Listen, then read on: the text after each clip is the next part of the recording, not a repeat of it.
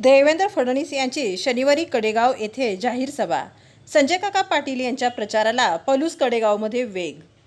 सांगली लोकसभा मतदारसंघातील भारतीय जनता पक्ष महायुतीचे उमेदवार खासदार संजय काका पाटील यांच्या निवडणुकी प्रचारासाठी राज्याचे उपमुख्यमंत्री देवेंद्र फडणवीस यांची शनिवारी दिनांक 27 एप्रिल रोजी कडेगाव येथे स्वर्गीय सुरेशबाबा देशमुख चौक येथे दुपारी 1 वाजता जाहीर सभा होणार आहे.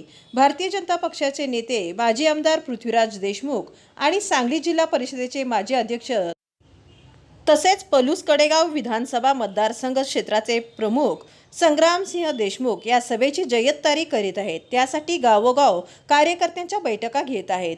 पलूस कडेगाव विधानसभा मतदारसंघात आमदार पृथ्वीराज बाबा देशमुख व सांगली जिल्हा परिषदेचे माजी अध्यक्ष तसेच पलूस कडेगाव विधानसभा मतदारसंघ क्षेत्राचे प्रमुख संग्रामसिंह देशमुख यांच्या मार्गदर्शनाखाली त्यांचे सर्व कार्यकर्ते समर्थक संजय काका पाटील यांच्या प्रचारात आघाडीवर आहेत.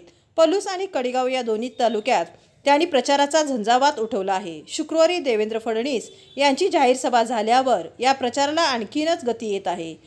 सांगली जिल्ह्यासह महाराष्ट्रातील दुष्काळग्रस्त भागात बारमाही पाणी मिळाले पाहिजे, तेथील शेती बागायती झाली पाहिजे, शेतकऱ्यांना समृद्धी आली पाहिजे यासाठी सातत्याने प्रयत्न करणारे नेते म्हणून देवेंद्र फडणवीस यांची संपूर्ण देशात ओळख आहे.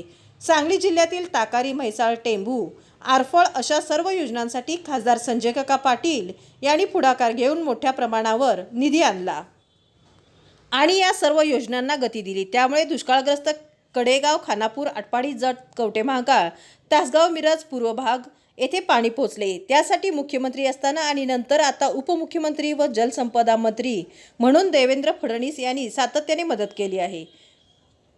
माजी आमदार स्वर्गीय संपतराव देशमुख यांनी टेंभू योजनेच्या मंजुरीसह दुष्काळग्रस्त कडेगाव, खानापूर, आटपाडी अशा सर्व तालुक्यांसाठी सातत्याने पाणी मिळावे यासाठी प्रयत्न केले होते.